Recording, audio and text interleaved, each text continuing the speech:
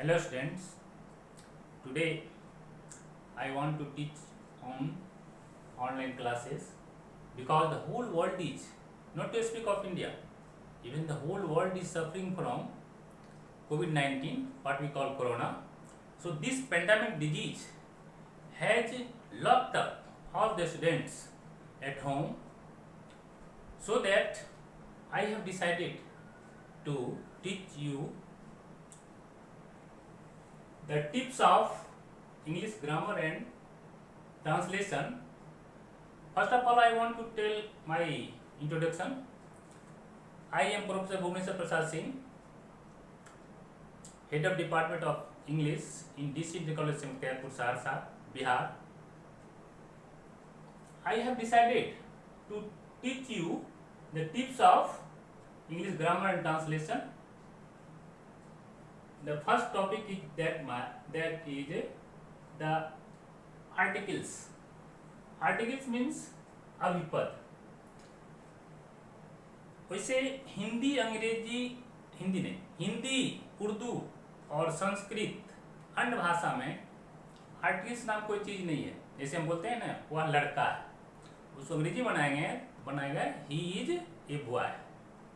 वह लड़का है, इसको संस्कृत में बोलिए तो सह बालका अस्ति, वहां भी एक का प्रयोग नहीं हुआ. लेकिन अंग्रेजी में जब उसको लिखेंगे बोलेंगे ही इज ए बॉय. इसका मतलब अंग्रेजी में पढ़ना है. वैसे अंग्रेजी में आर्टिकल्स का भी जरूरत नहीं था. हमारे विद्वान, इंग्लिश के विद्वान विशेषण से, एडजेक्टिव से ही काम चला सकते थे. लेकिन इसमें अंग्रेजी भाषा की यह अनावश्यकता है, जिसकी एक विशेषता है. ध्यान दीजिए, अनावश्यकता में एक विशेषता इस भाषा की है जिससे हमें पढ़ना है, या इसे ऑर्नामेंट्स भी कहा जाता है.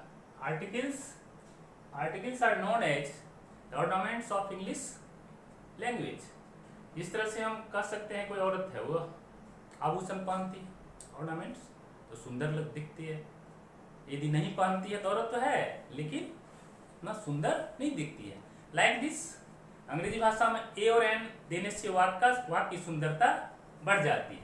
इसलिए आज हम पढ़ाना चाहते हैं आर्टिकल्स. ए एंड डी को अंग्रेजी में आर्टिकल्स कहा जाता है.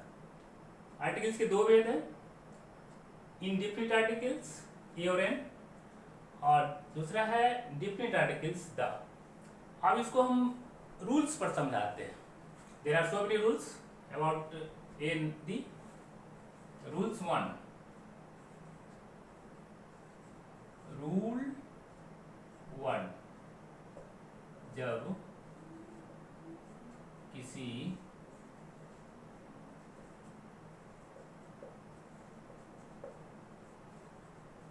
अंग्रेजी वाक्य में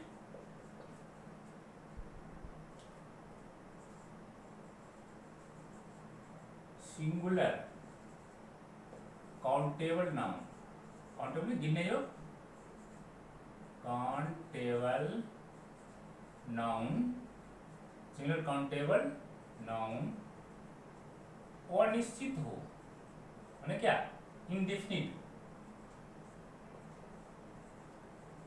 अनिश्चित इनडेफिनिट. अनिश्चित हो तो उसके पहले ए या एन लगता है.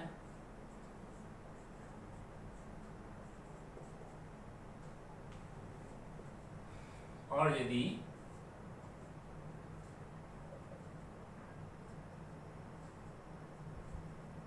यदि निश्चित हो तो उसके पहले द या दी बोला जाता है. बाद में इसको हम बताएंगे कहां पर द या कहां पर दी बोला. द का प्रयोग, द लगता है, द लगता है. अब ध्यान दीजिए, जब किसी अंग्रेजी वाक्य में सिंगुलर काउंटेबल नाउन हो, सिंगुलर हो और काउंटेबल हो, जिसको हम गिन सकते हैं, और वो अनिश्चित भी हो, तो उसके पहले एन लगता है, और यदि निश्चित हो तो उसके पहले द लगता है। अब वाक्य पर देते हैं एग्जाम्पल।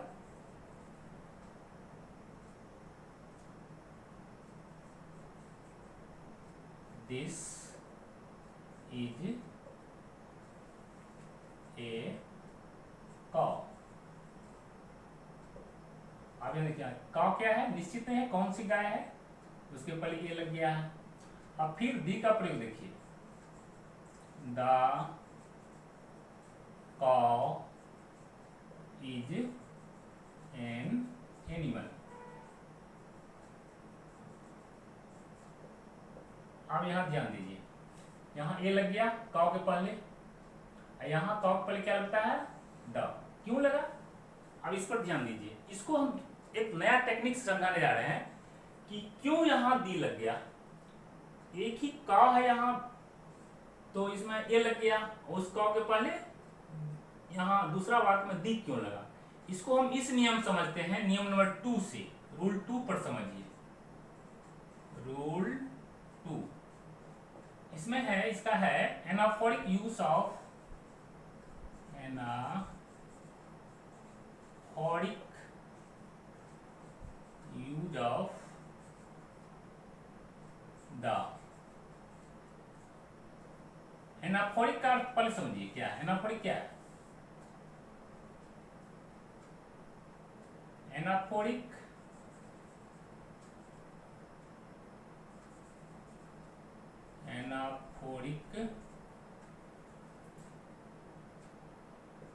एनाफोरा से बना है, ठीक है। एनाफोरा से बना, जिसका अर्थ होता है, एनाफोरा का अर्थ होता है टू कैरी बैक। हिंदी हो गया, टू कैरी बैक का हिंदी क्या हो गया, पीछे मुड़ना, पीछे की ओर जाना। अब यहां कैसे हम पीछे को जा रहे हैं, एनाफोरिक यूज पर। अब यहां ध्यान दीजिए, दिस इज एक गाय है, the cow is an animal. तो हम पीछे गए, इसके बारे में चर्चा की, जो पहले एनाफोरिक में क्या था, पीछे गए। टू कैरी बैक मतलब पीछे गए, इसके बारे में चर्चा किए, इसलिए यहां ड लगाकर इसको निश्चित कर देते हैं। ये निश्चित हो गया, गाय एक जानवर है, ठीक है। एनाफोरिक यूज समझ लिए, जिसकी चर्चा पहले हो चुकी हो, उसके बारे में पुनः बोलना, तो वहां द लगता है। खैर द का बाद विचार है, बहुत सारे नियम है आगे, लेकिन अभी तत्काल सिंपल वे में हम समझाते हैं, बाद में विस्तार समझाएंगे, अभी शॉर्ट में समझिए। अब इसको समझ गए, एनाफोरिक यूज क्या हो गया, पीछे को जाना। दूसरा एग्जांपल लेते हैं इस पर, दैट इज एन एप्पल। वह एक सेब है। अब फिर सेब के बारे में हम फिर पीछे जाते हैं, देखिए एनाफोरा का मतलब क्या हो गया, पीछे जाना। अब सेब के बारे में हम चर्चा कर रहे हैं, एन तो लगा, बाद में बताएंगे। अब यहां देखिए the Apple, the Apple is sweet. अब यहां ध्यान दीजिए, पीछे को मुड़े, इसके बारे में हमने कहा वह एक सेब है। अब फिर इसी पर चर्चा, पुनः बैक गए, पीछे को गए, पूर्व चर्चित नाउन पर जब फिर से बोला जाता है तो वहां द लग जाता है, द एप्पल इज स्वीट। इसको समझ लिया यहां तक, एन कहां लगा, द कहां लगा। फिर आगे थर्ड नियम पर हम चलते हैं, रूल 3, यहां पढ़िए रूल 3, इसको समझ। अब इस पर चलिए, रूल 3 में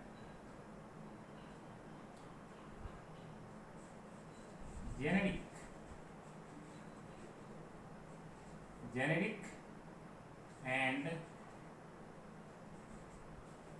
स्पेसिफिक,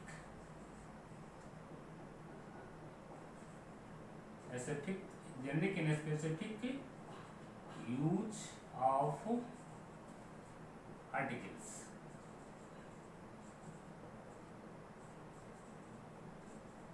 अब यहां समझ, जेनेटिक मीन्स हो गया जनरल, मैंने मास को बोध करता है, मास का बोध करता है जेनेटिक। स्पेसिफिक माने पार्टिकुलर का,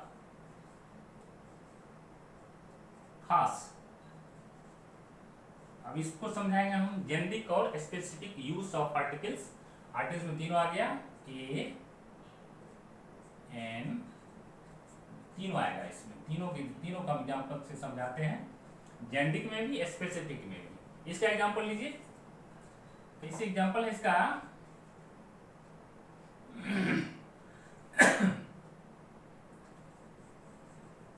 द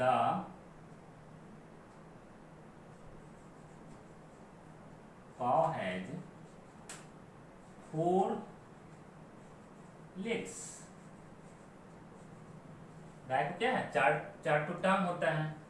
तो इस हो गया, द काव को 4 टांग होता है, तो ये क्या हो गया, जेनेटिक है, सभी को 4 टू टांग होता है।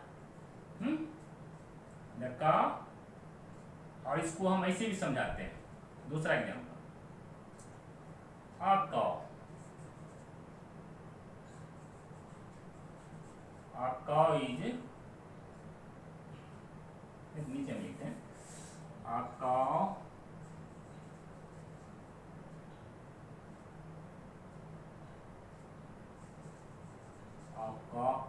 has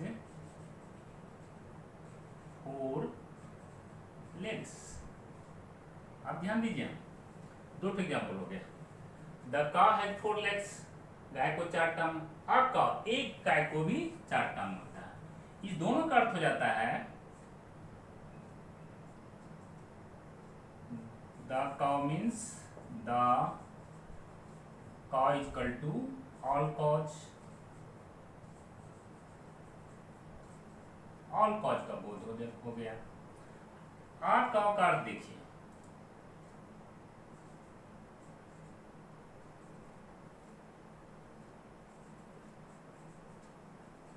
uh cow is equal to all cows. ध्यान दीजिए क्या कहा इसमें, क्या है इसमें हमें जेनेटिक, और जेनेटिक का भी पढ़ा रहे हैं कि जेनेटिक यूज हो गया, इसको ये पढ़ा रहे हैं जेनेटिक यूज। तो जनरल में क्या हो गया, द काव हैज 4 लेग्स, द लगा फिर भी द का अर्थ ऑल, आ लगा फिर भी, आ काव मीन्स ऑल कॉज, यही है इसका जेनेटिक यूज। अब इसको मैं स्पेसिफिक यूज पर पढ़ाते हैं, ये तो जेनेटिक हो गया, genetic example, genetic example, specific example लेते हैं।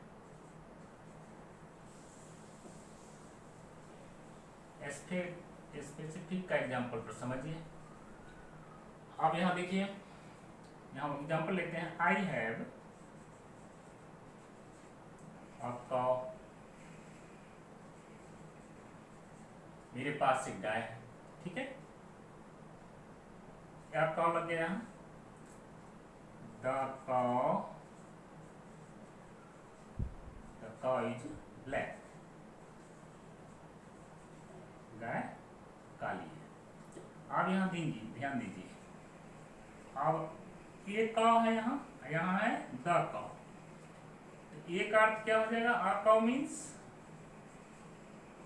1 काव, आ काव इज इक्वल टू 1 काव का बोध होगा, ठीक है। यहाँ द काव का अर्थ क्या होगा,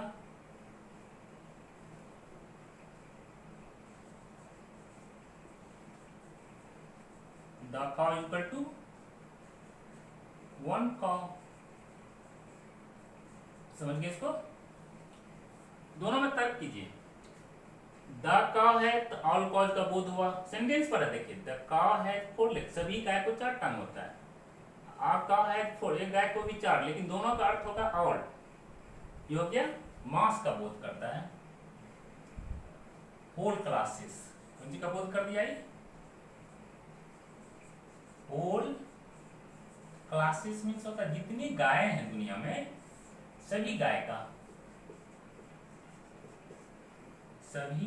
का बोध हो गया, दुनिया की सारी गाय, ये दोनों का अर्थ, ये आ का हो कि द का हो।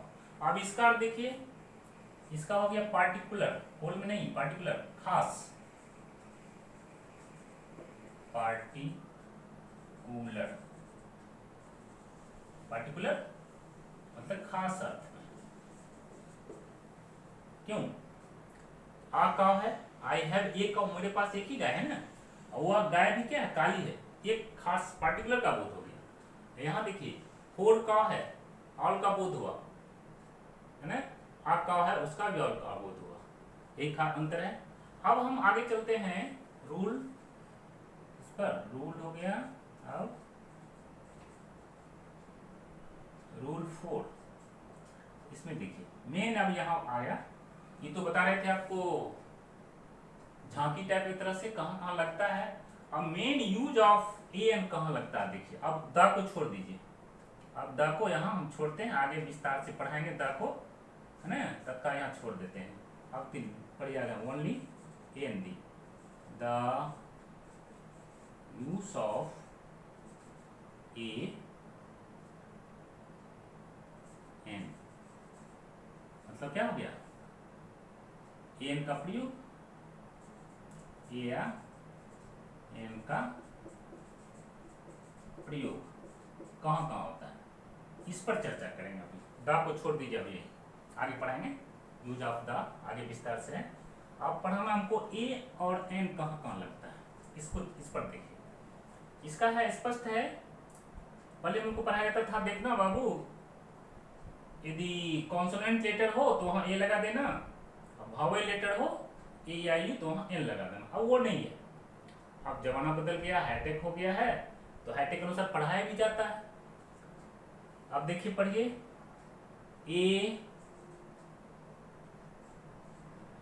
ए plus consonant sound, consonant sound,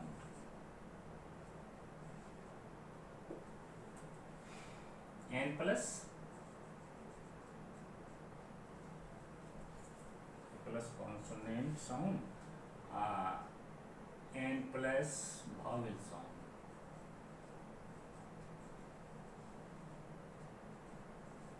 अब यहां ध्यान दीजिए कहां लगता है, ए साउंड पर, ए का प्रयोग कहता है कॉन्सोनेंट साउंड। अब इसको विस्तार से हम लिखते हैं इसे, जब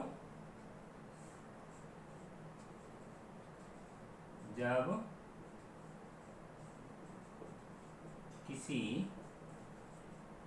वाक्य में ए या एन लगाना होता है, या लगाना हो तो उस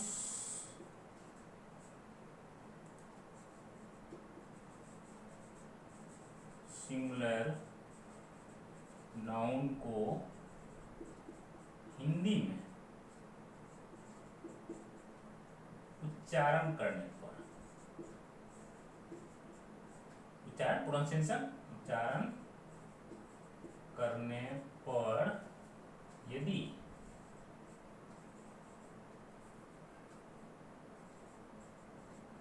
उसका पहला अक्षर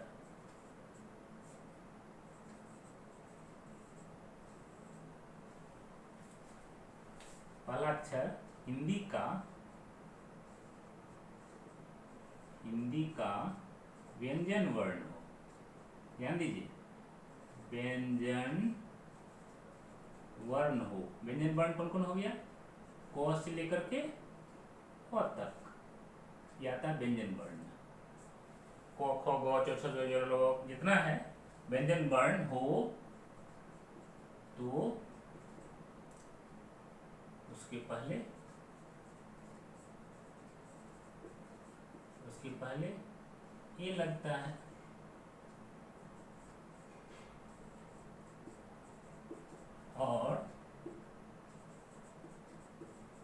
और यदि हिंदी का स्वर वर्ण स्वर वर्ण हिंदी का कौन कौन हो गया? ओ, आ, हर्षई, दीर्घई, हर्षऊ, दीर्घऊ, ए, ऐ, ओ, औ, है ना, ये स्वर वर्ण हो गया। हिंदी का स्वर वर्ण हो तो उसके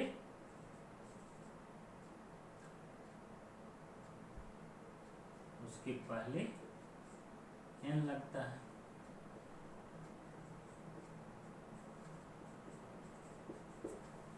ठीक है, ये कहाँ लगता है? उच्चारण करने पर एक उसका अक्षर, पहला अक्षर क्या हो? हिंदी का क्या हो? व्यंजन वर्ण, कौशले को होता है। एन कहाँ लगता है? उच्चारण कर हिंदी का स्वर वर्ण। अब एग्जाम्पल लीजिए, एग्जाम्पल लेते हैं। जैसे लिखिए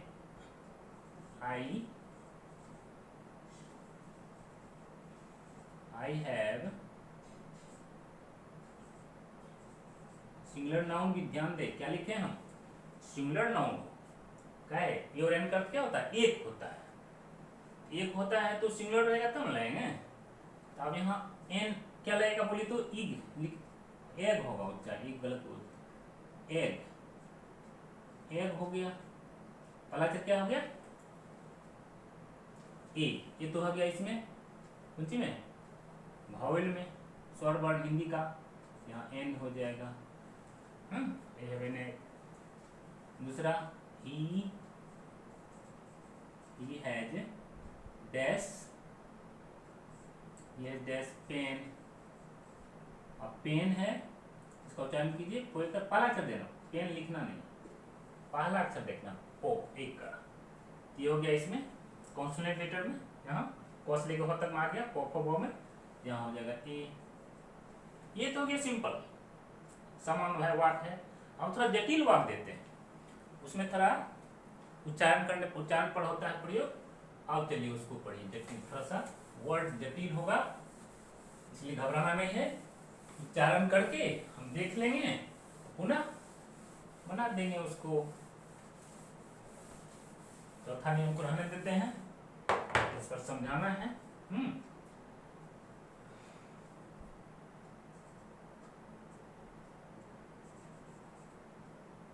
का प्रयोग। चलिए अब एग्जाम्पल लीजिए। अब लिखना है,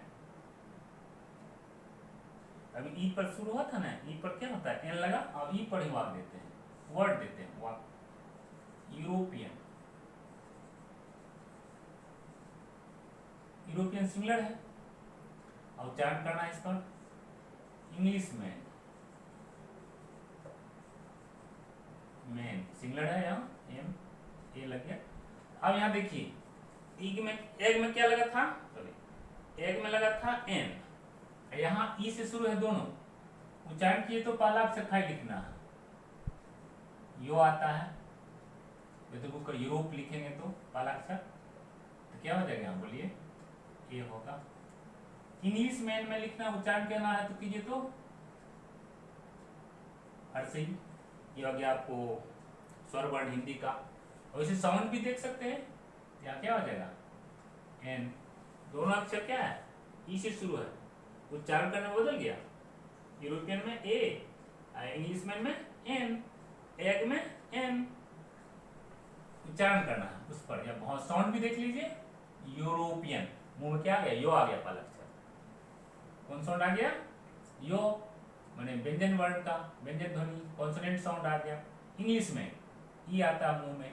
साउंड भी देखना है, लिख कर भी देखना है, लिख लीजिए या बोल लीजिए, अपने पता चल जाएगा।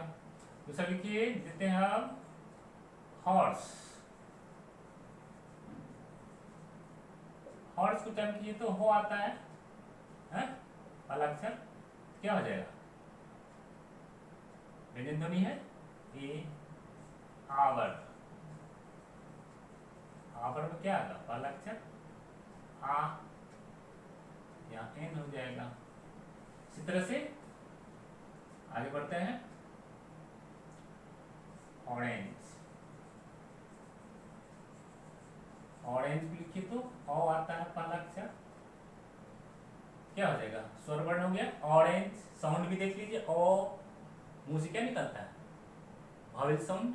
हिंदी का भी भावेल हो गया, ई ओ हो जाएगा यहाँ एन।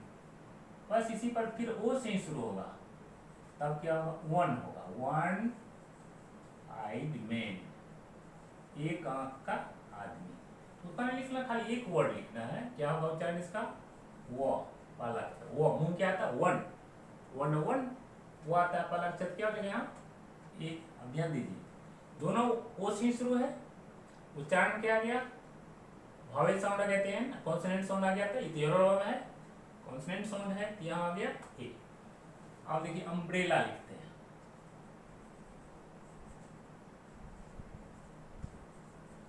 अम्ब्रेला पहला अक्षर क्या हो गया, ओ, और तो आगे इसमें भावेल साउंड में तो क्या लग जाएगा, एन। अब यूनिवर्सिटी लिखते हैं, यूनिवर्सिटी में क्या आ गया, यो आता है, दुगु कर यूनिवर्सिटी, यहाँ आ जाएगा कौन भावेल साउंड हो गया तो ए। इसी तरह सब दिखते हैं एब्रीविएशन, लेकिन जैसे लिखिए एफओ, एफओ मैंने क्या होता है, फॉरेस्ट ऑफिसर। अब फिर इसका फुल फॉर्म दे देते हैं, देखिए फुल फॉर्म देते हैं, FOREST, फॉरेस्ट ऑफिसर, दोनों तक क्या हुआ, कोई फॉरेस्ट ऑफिसर आया तो उसको एफओ भी बोल सकते हैं, और उसको फुल फॉर्म में फॉरेस्ट ऑफिसर भी बोल सकते हैं, फॉरेस्ट ऑफिसर आए, फॉरेस्ट ऑफिसर आए, कोई कहता नहीं एफओ है, अरे दोनों एक ही है यार। तो इसको उच्चारण में क्या हो जाएगा, सो देखिए एफ लिखेंगे, ए आता है, ये तो हो गया कौन वॉवेल साउंड एफ। यहाँ फॉरेस्ट लिखेंगे, बोलेंगे फो, ये तो हो गया कॉन्सोनेंट साउंड फो, पोफो में ये है स्वर वर्ण है, तो अब बदल जाएगा ना, दोनों एफ से शुरू है, लेकिन अंतर क्या हो जाएगा, यहाँ हो जाएगा एन, यहाँ हो जाएगा ए, समझिए उच्चारण पर चलना है, ठीक है। अब आगे हम बढ़ते हैं, नियम 4 हो गए ना, 5 में, 5वां रूल 5, रूल 5 इसमें है ए एन प्लस, हाँ ए एन प्लस एडवर्ब रहेगा या एडजेक्टिव भी रह सकता है, प्लस नाउन रहेगा, तब क्या कीजिए, वो भी singular noun.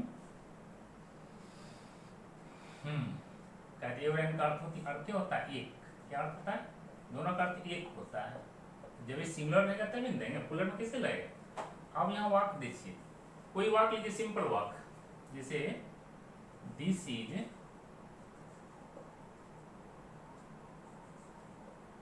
Is a mango,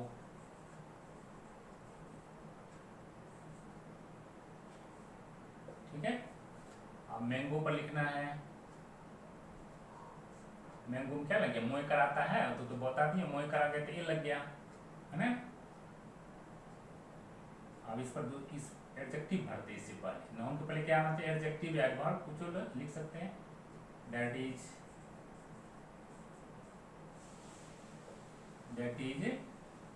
dash red Apple.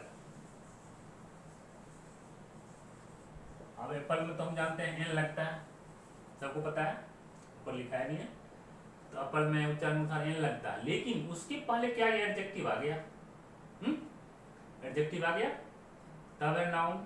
तो निकटवर्ती कौन है, एप्पल है या रेड है, रेड है, ये तो दूर चला गया, उसमें सब क्यों लगेंगे, एडजेक्टिव के अनुसार यहाँ लगेगा। रेड लिखिए तो रोएकर, क्या आता है उच्चारण, रोएकर आता है, रोएकर रे वाला अक्षर, यहाँ क्या हो जाएगा ए एप्पल। अब देखिए, अब रहेगा सी ई, दूसरा भाग देते हैं, she is dash very beautiful, she is very beautiful girl. Similar है। अब गर्ल में है तो अब इसके अनुसार नहीं लगेगा, गर्ल के अनुसार भी ये लगा सकते हैं, ब्यूटीफुल के अनुसार भी। लेकिन यहाँ निकट में कौन है, निकटवर्ती कौन है, वेरी। वेरी क्या है, एडवर्ब है। ब्यूटीफुल क्या है, एडजेक्टिव है ना। तो आप जो निकट में है इसके अनुसार लगाना, क्या है, आगे में नाउन है, नाउन में है तो देना तो ही है, लेकिन निकटवर्ती वर्ड जो है वेरी एडवर्ब के अनुसार वही कर लिखिए, क्या हो जाएगा, ए वेरी ब्यूटीफुल गर्ल। ठीक है, ये हो गया पांचवा नियम। छठा पढ़ते हैं, ए और an plus more than. Rule 6, a या an plus more than one noun, एक से अधिक नाउन, तब क्या करेंगे, एक से अधिक नाउन हो, मोर देन वन, एक से अधिक नाउन हो तो एन कैसे लगेगा, सो देखिए एग्जांपल लेते हैं।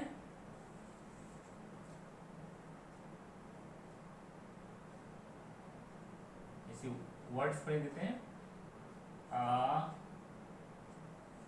pen and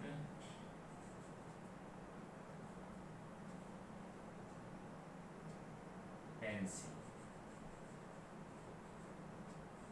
एक कलम और एक पेंसिल, नहीं सॉरी रेड होगा,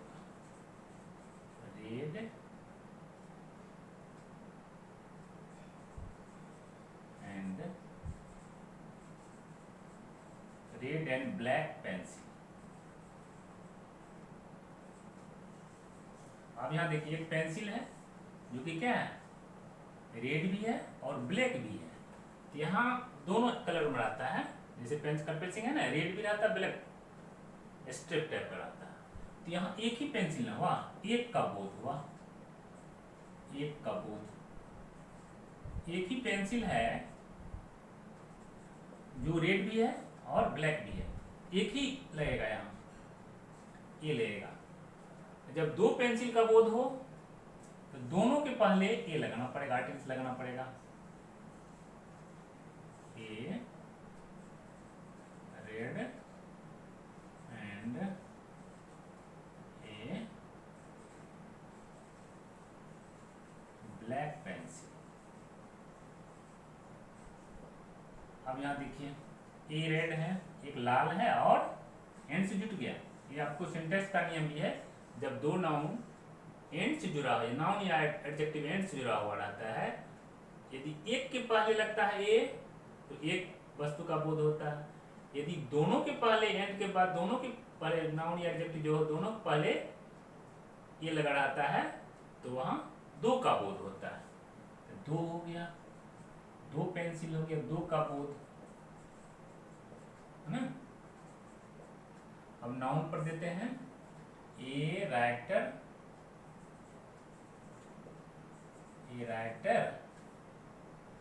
एंड पोइट। ये राइटर एक ही लेखक भी है और कवि भी है, एक से ही बोध हो गया। जब दोनों के पहले लग जाएगा, एक ही आदमी, एक ही व्यक्ति है, एक ही व्यक्ति है, ठीक। और जब दोनों के पहले लगा देंगे तब a writer and poet.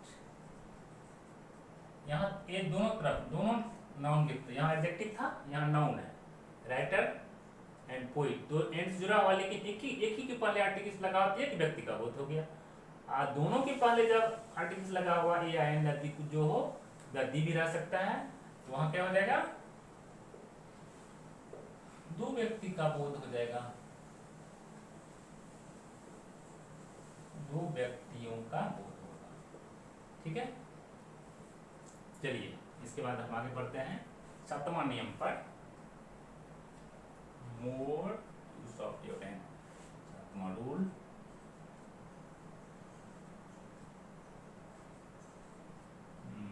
Rule 7 यहाँ है,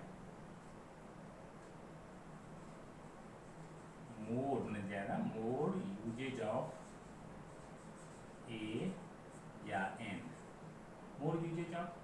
अब यहाँ दीजिए, ये इसको ऐसे भी लिख सकते हैं, ए या an equal to any.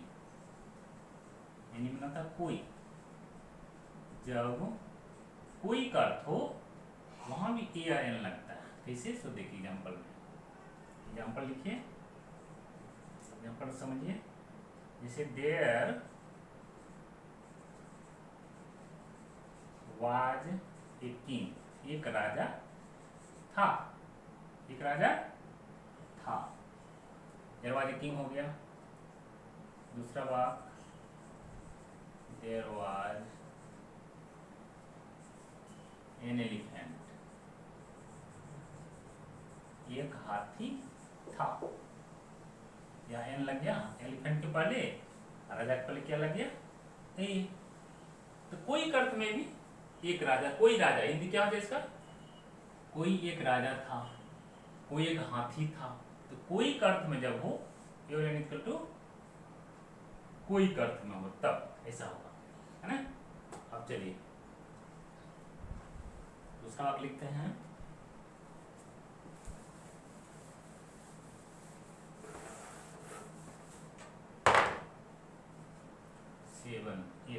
Rule 8 पर चलिए, रूल 8, इसमें है ए या एन प्लस नाउन, नाउन में भी रेट आएगा, rate, weight, rate, weight, measures, measures या स्पीड। अब यहां ध्यान दीजिए, किसी रेट में हो गया, क्या रेट है, वेट, वजन पर कोई सामान बिकता है ना, कोई वस्तु, मेजरमेंट करते हैं या स्पीड करते हैं, इस पर वाक्य लीजिए, वहां ए और एन का प्रयोग होता है। जैसे राइस, राइस सेल्स एट 30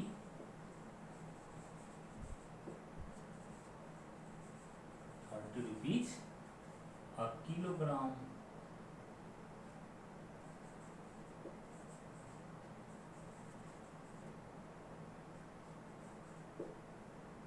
यहाँ ए लग गया, क्या है, तो वेट पर आ गया, 1 किलो में वेट पर आ गया। 1 किलो में कितना है, होता है 30 रुपए किलो बिकता है चावल। यहाँ वेट के पहले क्या लग गया, ये लग गया। दूसरा वाक्य लेते हैं, he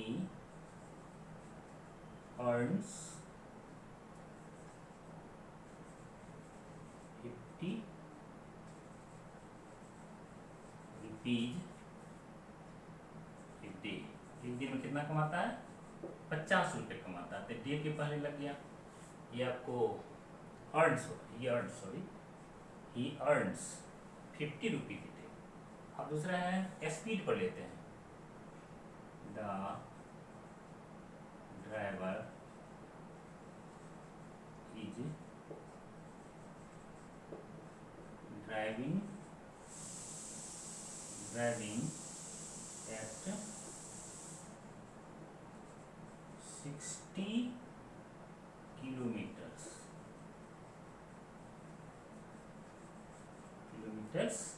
an hour। अब यहाँ ध्यान दीजिए, एन आवर कैसे लगा, तो वह 60 किलोमीटर प्रति घंटा दर से गाड़ी हाँक रहा है। ठीक है, यहाँ आगे आपको वाक हो गया आप स्पीड पर। अब 9 में देखिए, रूल 9 में है, रूल 9 में है आपको वर्ब ए या एन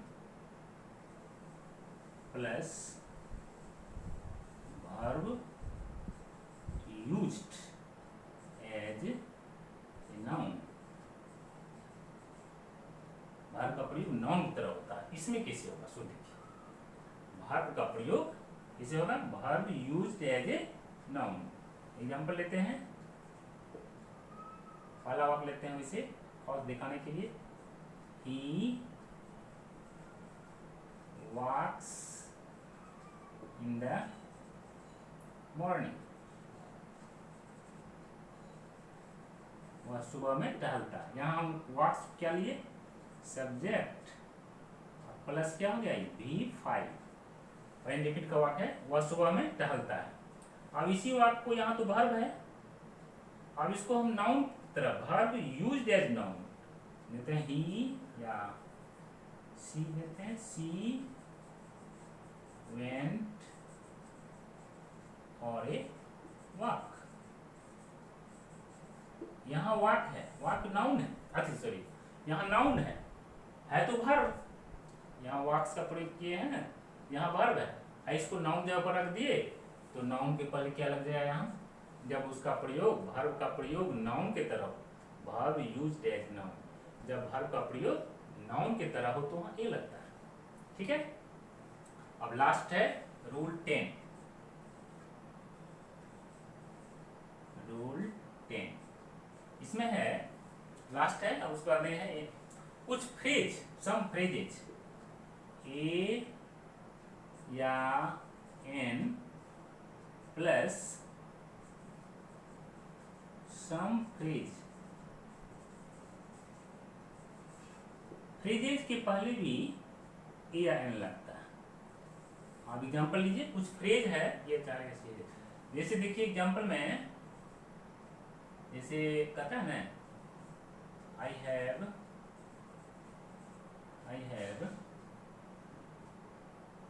या आई एम देते हैं। आई एम इन ए हरी, मैं जल्दी में हूं। I am in A Hari, Hari means होता है जल्दी में, मैं जल्दीबाजी में हूं। यह एक फ्रेज है, यह एक फ्रेज है। इन ए हरी तो ये लग गया, यहाँ हरी के पहले हो उच्चारण होता है, हरी के पहले ये लग गया।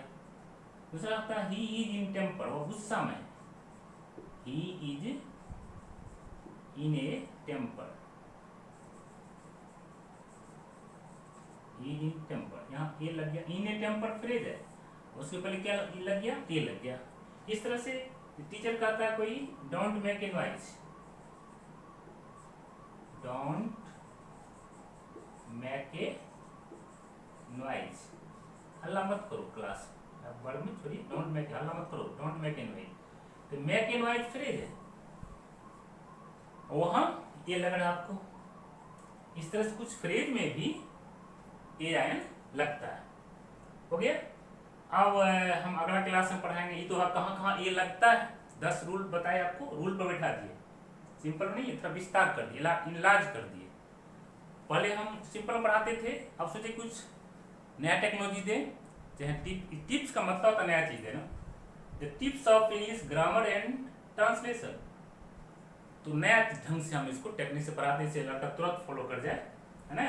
अगला क्लास होगा, ये तो मेरा हुआ कहाँ कहाँ ए आर एन कहाँ लगता है, डी भी बताए, डी का विस्तार से फिर आगे पढ़ाएंगे। उससे पहले हम बताते हैं आपको, पता नहीं जा अगला अगला जो मेरा वीडियो होगा वो आपको मिलेगा ए और एन का प्रयोग कहाँ कहाँ नहीं होता है, ये हुआ होता है, अब कहाँ कहाँ नहीं होता है। ठीक है, अगला क्लास में फिर मिलेंगे। यदि मेरी क्लास आप लोग को पसंद हुआ पढ़ाई तो आप इसको लाइक कीजिए, अपने फ्रेंड्स को शेयर कीजिए। उसके बाद आप इसको सब्सक्राइब भी कीजिए, जिससे कि सब्सक्राइब करके बेल आइकन को दबाइएगा, जिससे अगला वीडियो जो है आपको आसानी से मिल जाए। Thank you, all of you, best of luck.